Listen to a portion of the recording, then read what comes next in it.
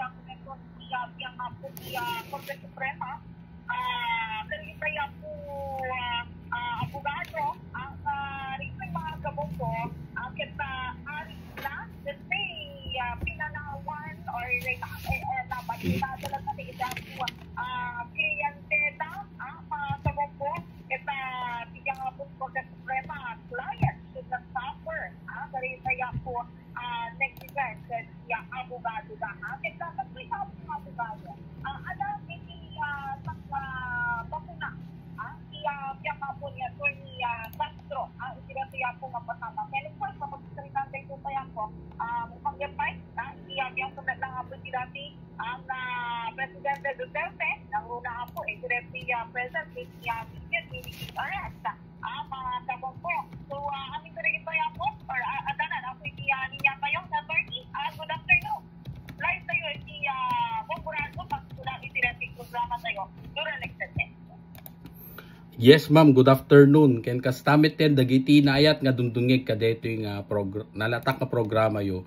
So of course nabasa tayo mo may panggap kadeto yung headline iti na dumadumang pagiwarnak iti lugar tayo may panggap iti decision iti Supreme Court regarding iti titulo na nga clients should not suffer for their lawyers negligence.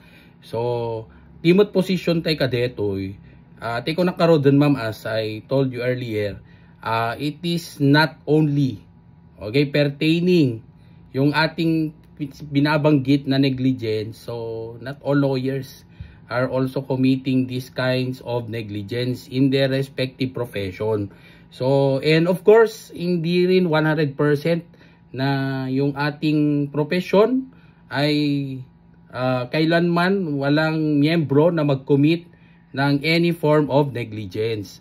So but anyway, somehow with this would also be a reminder to us lawyers that we have be reminded that of course meron din tayong pananagutan sa ilalim ng batas and we should not our clients should not suffer from our negligence. So pag tiningnan mo yung decision na to, ang gusto ko lang kasing puntuhan dito is yung highlight ng ating Supreme Court tungkol, ito kasi it's really a controversial case kasi involving a labor case kasi ito ma'am na it involves yung malaki na negosyo dito sa Pilipinas. So ngayon meron silang labor dispute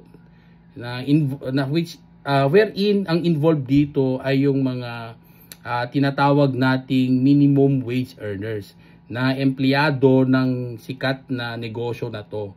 So ngayon, of course, all throughout the process, so merong punto na wherein yung merong negligence on the part of this lawyer who failed to prepare the petition that of course forced the workers to seek new legal representation at the last minute. So siyempre despite the fact that they were able to make a request for extension, but then again the Court of Appeals denied such request, arguing that they did not exert enough effort in finding a legal counsel. But alam nyo kasi ma'am, siyempre mga yung sinabi ko kanina, they are also minimum wage workers ito pertaining to illegal dismissal case. So syempre hindi rin nila afford na makahanap agad ng isang lawyer kasi nga it would also of course involve money when you are going to hire a lawyer. But of course, this is a reminder to all of us na pag hindi po natin afford ang lawyer, na private lawyer, so we can also seek the assistance of our public attorney's office. So parang ngayon, nakispread na sila all throughout the province na even wala naman yang pinipili na kaso kasi like in this case, labor case ito, pwede naman doon, okay, na to seek legal assistance. So ako naman, ang nakita ko rito, it's not about the negligence of the lawyer anymore.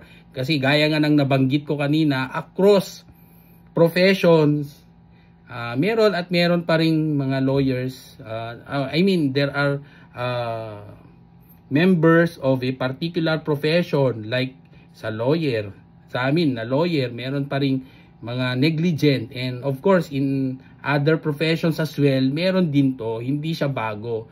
But then again, ang nakita ko rito, it's a reminder to us lawyers that we have to be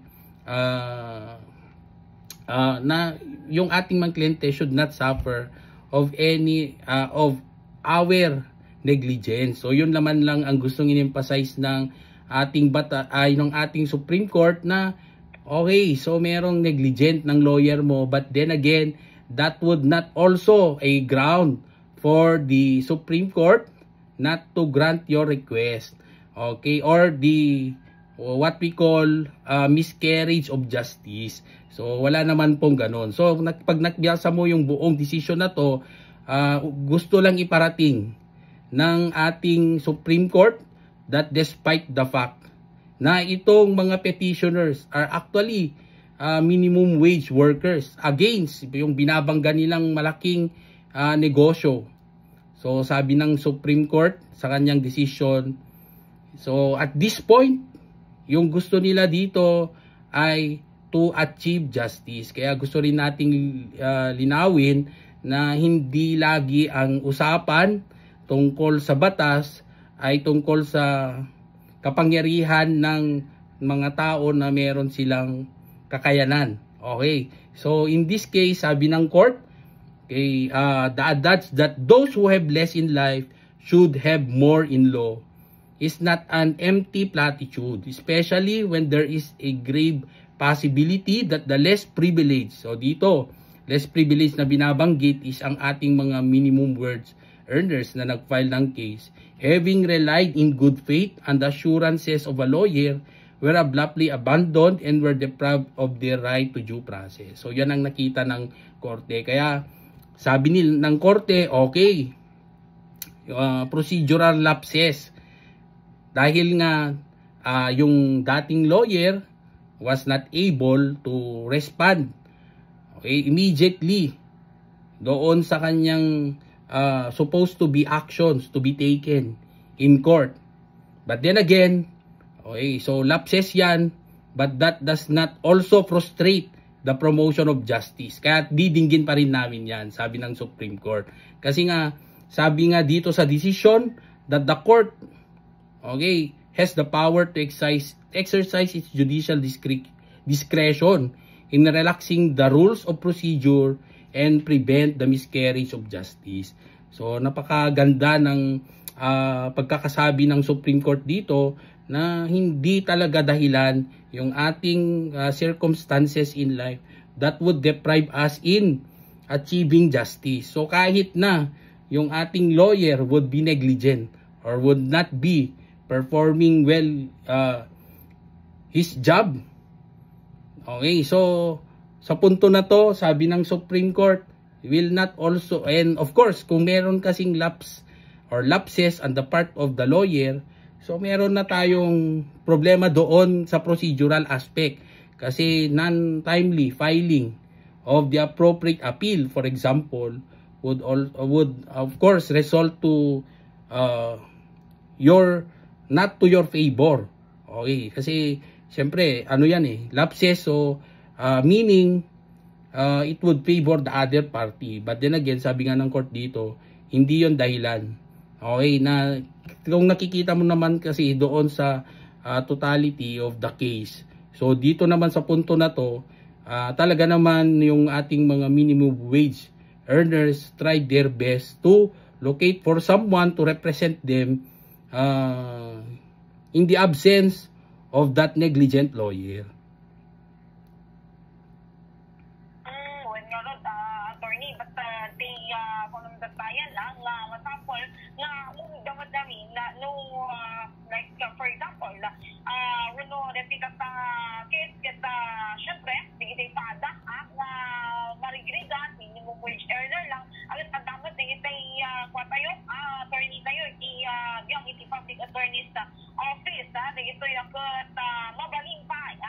i-representar kadakwada, attorney. Yes, ma'am. So, at ako naman kasi, when I see news like this, so tayo naman, yung paalala din natin sa ating mga netizens, you have to read the whole story. Para naman tayo din, it's part of our learning. Kaya nababasa ko minsan sa inyong post sa social media, many of our commentators or mga reactors or netizens would immediately react doon sa post na hindi man lang binabasa yung buo.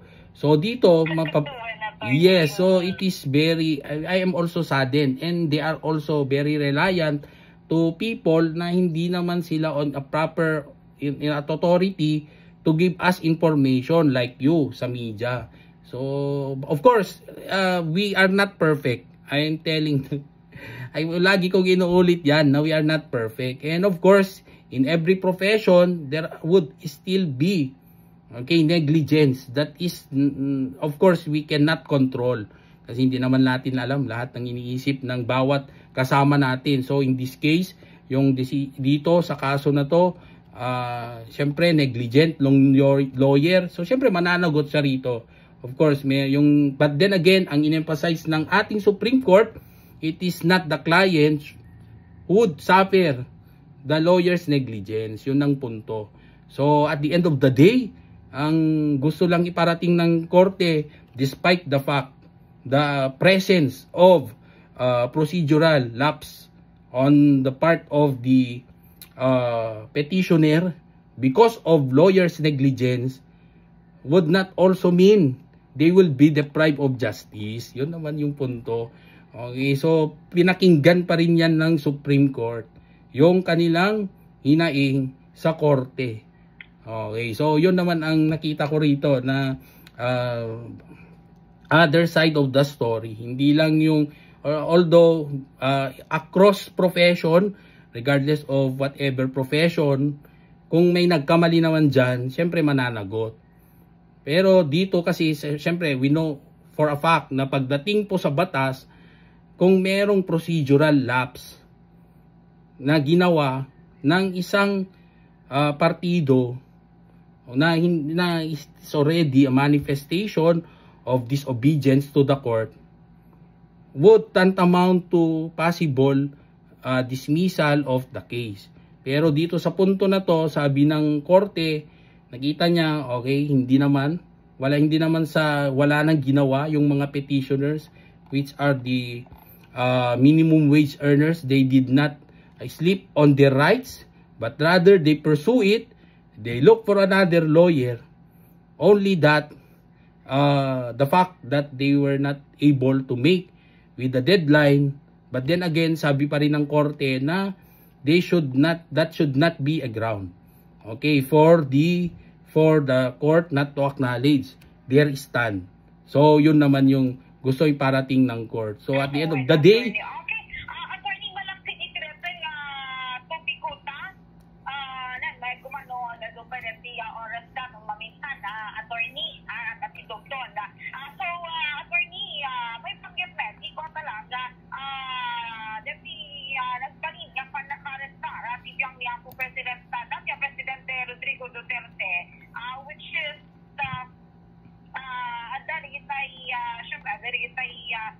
di maiwasan at dati pa nakaipublikar na panaka-media lang yung atay nga na dati kadi ang panaka-arrestan na nupa dati present in media obligato kadi masapul kadi ang talaga nupa during the arrest, attorney. Yes ma'am, at kasi kay sa pulan nga i-explicar timet kadagiti naganan dagiti na dayat nga dumdungeg nga it's not because gusto lang ng media na makialam doon sa hinuhuli, but then again, lalo na for example merong kinakandak na operation, di ba ma'am, nandyan yung presensya ng media and talagang they have to cover it. Yung presensya ng media dyan, meron yan, nandyan po sa rules of court, nandyan po yan, that in the absence, okay, of the, if I remember it right, in the absence of the prosecutor na present doon sa inyo sa ginagawang arrest. So in lieu of the presence of the prosecutor doon sa arrest, it can be the media will take over yung doon sa kinoconduct na arrest. So bakit nandyan sila? It's not because gusto nila yon, kasi nga gusto nilang cover as part of their news, but on top of that, that is actually a requirement of the law. Okay, so gusto rin nating liwanagin dyan, kasi nga, di ba, pag nandyan kayo ma'am, parang nakikita ko na, di ba, yung ating mga netizens na sobrang init ng kanilang mga mata, lalo na kung there are lapses in the conduct of the arrest. So unang-una dyan would be when you talk about arrest, meron tayong kasing, so of course meron ding tinatawag na lalo na sa bypass operation that would constitute warrantless arrest. So there's no need anymore of a yung order, di ba? Yung warrant of arrest. So yan nga, naging issue pa yung kung kailangan ba na hard copy na ipapakita or soft copy. Yung punto naman sa batas is that as long, wala namang binabanggit na dapat yung papakita is hard copy. Okay, so kung yan ay when needed or asked by the accused or the criminal, meron kang ipapakita. Yun ang importante doon. Okay, so yun naman yun. So minsan kasi di ba, yung naririnig natin yung mga comment ng mga netizens. So minsan kailangan din nating makinig or magbasa palalo bago tayo magkomento. Okay, we have to read the whole story or we have to read more kaysa yung you just react immediately because of your personal bias, kasi merong sa tingin mo ay hindi tama, kasi lalo na kung yung naipapakita is something like syempre naman pag huliin ka, meron bang masaya doon na hinuhuli? Syempre yung emotion is there. Minsan yung emotion natin ang nagdidikta sa atin para to give our bias comments na hindi natin alam na meron palang panuntunan sa ilalim ng batas. Yung like for example, pagdating po sa pag-conduct ng arrest. So nakita natin si President Duterte when he was arrested. So yung ating mga kapulisan ay nandun. So nung binasa ng isang general yung kanyang aresto, and binasa lang niya sa kanyang cellphone, immediately the public as a claimor na isang general, bakit hindi mo pa kabisado ang Miranda rights? Okay, so bakit kailangan pang, di ba, meron kang kodigo? So yung point naman natin doon, hindi naman kasi binabanggit sa batas. Actually, when I am conducting my lecture, I always emphasize to my audience, lalo na sa mga law enforcers, that better get a copy. Bakit kailangan kasing, noon ko pa yan kino-comment na napapansin ko na pag napapanood ko yan, so daming comments regarding failure to include these rights in the reading of the Miranda rights. Sabi ko, mas mainam na get a copy para pag nahuli mo na siya, babasahin mo na lang. Yun nga ang term babasahin. So kung babasahin, meron kang kopya, di ba? So babasahin mo na lang, may kodigo ka para wala kang makaligtaan doon. And moving forward, nakita natin yung general, binasa niya, ay nako, nakatanggap sa tuloy ng kasamot-saring komento na I think, sabi ko nga, ulitin ko na hindi naman, wala naman po sa batas na nagsasabi na dapat memoryado natin yung ating, yung pagdating sa Miranda rights.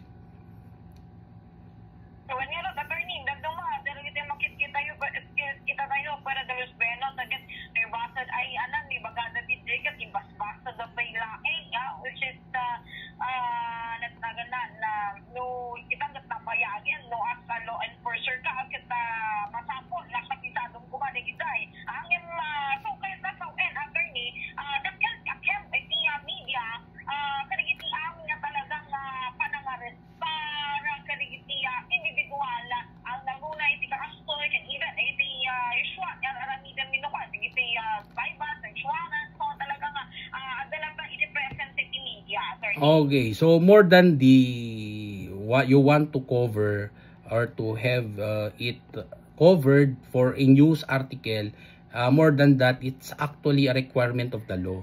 So in lieu of someone, like if I remember it right, yung presensya ng ating prosecutor doon sa pag-conduct ng arrest, so in lieu, so in his absence, so pwede ang media to replace, okay, in his presence. Kaya yung presensya nyo doon, it's more than just to cover yung ating yung news na yon, but your presence is as required by the law. Okay, so yun po yun yung basehan. Hindi yung, di ba, yung mga tao kasi para ang init sa mata nila na bakit itong mga media nandun sa yung pag nandyan yung arrest na yan, nandun kayo. So it's more of the to cover the news, but rather it is a requirement of the law. So in lieu of the presence of the prosecutors, okay, or the prosecution, yung ating natin, yung National Prosecution Service, a representative of the National Prosecution Service referring to our fiscal or prosecutor, so it can be the media. Okay, so yun po yun, kaya nandun po sila. Okay, so yan din ang kaliwanagan doon sa ating mga netizens. So kasi pag nakikita mo yan, parang ang ano nila parang laging hindi naman sa dahil in-interview nyo ako kaya ako pumapabor, pero hindi naman, gusto lang nating liwanagin yon para at least next time, kasi pati nga yung mga yung mga kilala natin na supposed to be, they know it, hindi nila alam yung dahilan. So importante na ipaalam natin sa mga tagapakinig ninyo para kahit paano next time wala nang nagko-comment ng ganun. Okay, so yun naman. Okay, attorney, agyaman kami, direct pa na set mo iti oras kada kami direct nga manem, sampai kumata, makagkagwadahan tumanen, direct nga programa, iti sabalin tumanen nga supiko ta, attorney. Yes ma'am, so I'm so, because we are busy in the past, kaya we were not able to, of course, give time for to guest on your program. Kaya lang nayana rin ako kasi I was a guest of the program of Ma'am Justine doon sa Vegan. So bakit kailangan yung napalayo pa ako, na-invite mo ako some other time in your program, hindi ko pa kayo papagbigyan.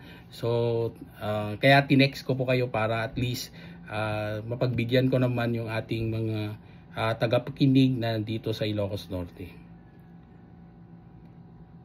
Attorney, and thank you so much for that and for your time, attorney. Good afternoon. Good afternoon, ma'am.